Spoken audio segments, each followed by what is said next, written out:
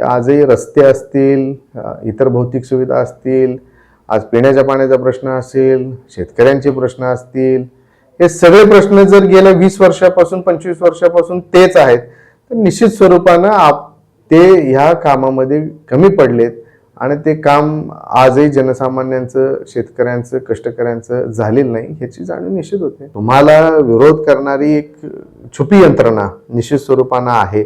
त्याला आता कोणीतरी आवाज एक सक्षमपणे उठवणारा कार्यकर्ता, एक सामान्य कार्यकर्ता उभा राहिलाय आणि त्याची खात्री आहे मला की लोक ह्या आवाजाला, ह्या चळवळीला मला निश्चित स्वरूपाने सहकार्य करतील. नमस्कार, मी शिवाजी काळभोर, पत्रकार, सातारा. यशवंत महाराष्ट्र यूट्यूब चॅनलमध्ये आपलं स्वागत आहे. आज आपल्याबरोबर आहेत जावली सातारा विधानसभा मतदारसंघाचे उद्धव बाळासाहेब ठाकरे गटाचे उमेदवार अमित कदम आणि ते मशालीच्या चिन्हावर यावेळेला निवडणुकीत उतरले आहेत. आज या निवडणुकीच्या पार्श्वभूमीवर आपण त्यांच्याशी बातचीत करणार आहोत. अमित दादा, नमस्कार. नमस्कार, जय महाराष्ट्र. आता शिवसेनेनं तुम्हाला तिकीट दिलेलं आहे आणि तुम्ही कशा पद्धतीने तयारी केलेली आहे निवडणुकीची? मी सुरुवातीला शिवसेना उद्धव बाळासाहेब ठाकरे या पक्षाच्या वतीनं मला उमेदवारी करण्याची महाविकास आघाडीने संधी उपलब्ध करून दिली. त्याबद्दल सुरुवातीला मी उद्धव बाळासाहेब ठाकरे साहेबांचं मनापासून आभार व्यक्त करेन की मला ही सातारा जावलीमधनं एक संधी उपलब्ध करून दिली. त्याच पद्धतीनं महाविकास आघाडीचे नेते पवारसाहेब असतील, काँग्रेसचे नेते प्रदेशचे पृथ्वीराज बाबा असतील, पटोले साहेब असतील, या सगळ्या मंडळींनी महाविकास आघाडीच्या माध्यमातून जे आता एक शक्ती उभी केलेली आहे त्या निमित्तानं मला इथनं प्रतिनिधित्व करण्याची संधी मिळते. आता हा भाग असा आहे की ही निवडणूक कशा पद्धतीनं पुढे जायचं, तर हा जनसामान्यांचं प्रतिनिधित्व करणारी महायुती आहे आणि त्या निमित्तानं आम्ही हे सगळ्या निवडणुकीच्या संदर्भात पाहतो आहे. ही केवळ राजकीय नाही तर ही एक सामाजिक चळवळ आहे आणि त्या सामाजिक चळवळीला कुठंतरी प्रतिनिधित्व मिळावं ते महायुतीच्या माध्यमातून एक जनसामान्य कार्यकर्ता म्हणून माझ्यासारख्यावर ही जबाबदारी सन्माननीय उद्धव साहेबांनी दिली आणि म्हणून ह्या निवडणुकीकडे आम्ही तशा पद्धतीने बघतोय. आता या मतदारसंघात असं सांगितलं जातं की शिवेंद्रसिंहराजे भोसले यांचं वर्चस्व आहे आणि त्यात उदयनराजे आणि ते दोघं एकत्र आलेत. त्यामुळं मतदारसंघात म्हणजे लोक दबकून आहेत का किंवा त्यांच्यावर कुठला दबाव आहे का? ह्या विधानसभा मतदारसंघामध्ये दबाव म्हणण्यापेक्षा विरोधाभास निश्चित स्वरूपाचा आहे. कारण ज्या पद्धतीनं ज्या राजकीय पार्श्वभूमीमधनं जे दोन्ही महाराजांचा जो विषय आहे त्या अनुषंगाने एक नैसर्गिक, जशी आपण म्हणतो एखाद्या राजकीय संघटनांची युती असते, तशी दोन्ही गट हे विरोधाभासातनं तयार झाले होते आणि आज जरी एकत्र झाले तरी जनसामान्यांमध्ये जे कार्यकर्ते काम करतात की ज्यांना सातत्याने स्थानिक स्वराज्य संस्था असू द्यात, इतर कुठल्या संघटनात्मक पदांच्या बाबतीत असू द्यात, नेहमी एकमेकांच्या समोर संघर्षाच्या भूमिका ह्या मंडळींच्या माध्यमातूनच आल्या होत्या आणि आता तो जरी एकत्रपणाचा असला, महाराज साहेब हे आपल्या सगळ्यांचं म्हणजे छत्रपतींच्या गादीचं मान हा निश्चित स्वरूपानं आपल्या सगळ्यांच्या मनामध्ये आहे आणि तरी देखील एक राजकीय पार्श्वभूमी म्हटलं तर तो जो विरोधाभास कदाचित राजकीय भूमिकेतनं जो आहे तो कधी कमी झाल्यासारखं वाटत नाही आणि तो जो विरोधाभास आहे त्याला कुठेतरी वाचा जनसामान्यांच्या माध्यमातून मिळेल अशी मी आशा करतो. दोन महाराज एकत्र असल्यामुळं सातारचा विकास खुंटला अशी पण मतदारसंघामध्ये चर्चा आहे. तुमचं काय मत यावर? नाही, विकास खुंटला त्यासाठी जबाबदार कोण आहे ह्याच्यापेक्षा विकास झाला नाही आणि ज्या पद्धतीनं स्थानिक तुम्ही जे आज गेले 25-30 वर्ष विद्यमान आमदार जे काम करता आहात त्यांना जर आजही जर जनसामान्यांचे तेच प्रश्नांना सामोरं जात असेल तर निश्चित स्वरूपानं आज त्या प्रश्नांचं उत्तर त्या प्रत्येकाच्या प्रश्नामध्येच आहे. आजही रस्ते असतील, इतर भौतिक सुविधा असतील, आज पिण्याच्या पाण्याचा प्रश्न असेल, शेतकऱ्यांचे प्रश्न असतील, हे सगळे प्रश्न जर गेल्या 20 वर्षापासून 25 वर्षापासून तेच आहेत तर निश्चित स्वरूपानं ते ह्या कामामध्ये कमी पडलेत आणि ते काम आजही जनसामान्यांचं, शेतकऱ्यांचं, कष्टकऱ्यांचं झालेलं नाही ह्याची जाणीव निश्चित होते. शिवेंद्रसिंहराजे यांचा दावा असा आहे की मी कामात कुठं कमी पडलेलो नाही आणि सातारच्या 99% समस्या सोडवलेल्या आहेत. परंतु इथलं जर MIDCचं वातावरण बघितलं, इथं कुठले मोठे उद्योग आलेले नाहीत किंवा इथल्या रस्त्यांची चाळण झालेली आहे. मध्यंतरी साताऱ्यात पाण्याचा प्रश्न मोठा झालेला होता, परंतु त्यावेळेला कुठल्याही लोकप्रतिनिधीनं इकडे लक्ष दिलं नाही. याबाबत तुम्ही मतदारांच्यात कशी जागृती करणार? सातारा शहर आणि शहर परिसरामध्ये ज्या औद्योगिकरणाचे प्रश्न आहेत, नागरी सुविधांचे प्रश्न आहेत, हे निश्चित आजही तशाच पद्धतीनं प्रलंबित आहेत. कारण आपण बघतो की इथला शैक्षणिक पार्श्वभूमी असलेला हा सातारा शहर आणि साताऱ्याची भूमी आहे. तरी सुद्धा जे सुशिक्षित बेरोजगार होतात त्यांना शिकल्यानंतर ज्या रोजगाराच्या संधी आहेत त्या दुर्दैवानं पुणे किंवा बाहेर मुंबईसारख्या ठिकाणी शोधाव्या लागतात. ही नक्की आपल्या सगळ्यांना विचार करायला लावणारी एक गोष्ट आहे. म्हणजे विकास जर म्हणायचा झाला तर तो केवळ आपण रस्ते केले, पूल केले, एखाद्या संरक्षण भिंती बांधल्या, गावातली गटारे बांधली, काँक्रिटीकरण केलं म्हणजे विकास झाला असं म्हणणं कोणाचं असेल तर ते केवळ एक व्यवस्था सांभाळण्याची किंवा ठेकेदारी व्यवस्था सांभाळण्याची व्यवस्था असं माझं मत आहे. विकास हा प्रत्येकाच्या सुशिक्षित बेरोजगाराच्या हाताला, कष्टाला त्याला काहीतरी साधन मिळालं पाहिजे. शेतकऱ्याला आपल्या शेतीमालाचा जो काही दर्जा आहे तो टिकवून त्याला ह्या सगळ्या परिस्थितीमधनं बाहेर झालं मूलभूत त्याला जो काही दर आहे, शाश्वत दर आहे तो मिळाला पाहिजे. ऊसाचा असू द्यात, सोयाबीनचा असू द्यात, अगदी ज्वारीचा असू द्यात. आज हे सुद्धा प्रश्न जर प्रलंबित राहतात, त्यासाठी सिंचनाच्या बाबतीमधल्या ज्या काही गोष्टी अपुऱ्या राहिलेल्या आहेत, उरमोडीच्या ज्या कॅनलच्या संदर्भातली उर्वरित राहिलेली गोष्ट आहे, आज मोहातेकर धरणाच्या बाबतीतले प्रलंबित राहिलेले प्रश्न आहेत, बोंडारवाडीचा आमचा ज्वलंत प्रश्न आहे, हे सुद्धा अजूनही प्रश्न शिल्लक तसेच आहेत.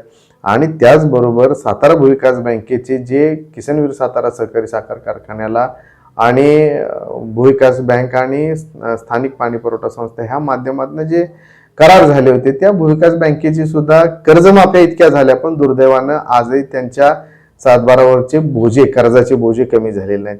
मग विकास जर म्हणायचा झाला तर हे सगळं कुठंतरी पुसलं गेलं पाहिजे होतं, धुवून गेलं पाहिजे होतं.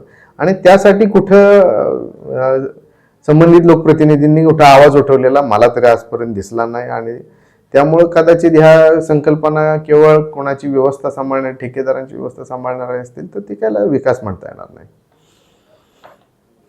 आता दरवेळेला हे दोन्ही महाराज एकत्र असताना, लोकसभा असली किंवा मग विधानसभा असली, तर जवळपास 70-80 हजार मतं ही विरोधात पडतात.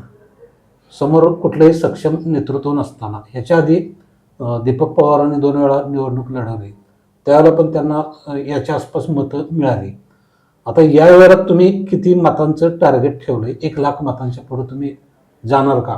कारण झालंय असं की जवळपास 40-50 हजार मतांचा फरक आहे. हा डिफरन्स तुम्ही कशा पद्धतीने भरून काढणार? मला निश्चित स्वरूपानं ह्या निवडणुकीच्याकडे पाहताना आमच्यासारखा सामान्य कार्यकर्ता ह्या गोष्टीचा विश्वास बाळगतो की आज जर तुमच्याकडं प्रतिनिधित्व असून सुद्धा लोकांना विरोध करण्याची भूमिका आणि त्याचं सातत्य, मग 2014चं इलेक्शन असू द्यात, 2019चं असू द्यात, ह्या सगळ्याचा परामर्श घेता लोकसभेचा एकंदरीत आपण अवलोकन केलं असता आजही तो टक्का साधारण त्याच दरम्यानचा आहे. म्हणजे तुम्हाला विरोध करणारी एक छुपी यंत्रणा निश्चित स्वरूपानं आहे. त्याला आता कोणीतरी आवाज एक सक्षमपणे उठवणारा कार्यकर्ता, एक सामान्य कार्यकर्ता उभा राहिलाय.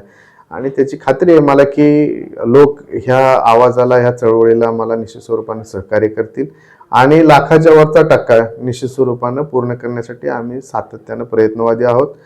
जो ह्या विधानसभा पूर्वीचा जो 60% भाग आहे, पूर्वीचा विधानसभेचा मतदारसंघ हा शिवसेनेशी निगडीत असायचा. सदाभाऊ सपकाळ यांनी सुद्धा ह्या विधानसभेचं पूर्वी म्हणजे जावलीचा आणि शाहपुरीपर्यंत येणारा भाग आहे त्याचंही नेतृत्व केलं. आणि आजही सातारच्या परिसरामध्ये बरेचसे शिवसैनिक आहेत आणि त्या माध्यमातून आज शिवसेनेची मतं असतील, आज पवारसाहेबांच्या विचाराची मतं, जी पुरोगामी विचारांची एक महाविकास आघाडी तयार झालेली आहे, ती निश्चित स्वरूपाने ह्या सगळ्यांचं संघटित मतदान आम्हाला सगळ्यांना मिळेल आणि महायुतीचा पराभव करायला ते आम्ही निश्चित यशस्वी होऊ.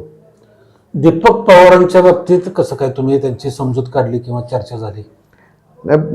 दीपक बापू हे महाविकास आघाडीचे आमचे सहकारी आहेत आणि मला निश्चित खात्री आहे की ते सुद्धा ह्या प्रक्रियेमध्ये सामील होतील, कारण आम्ही एका वैचारिक दृष्टीने सगळे विरोध करणारी मंडळी आहोत.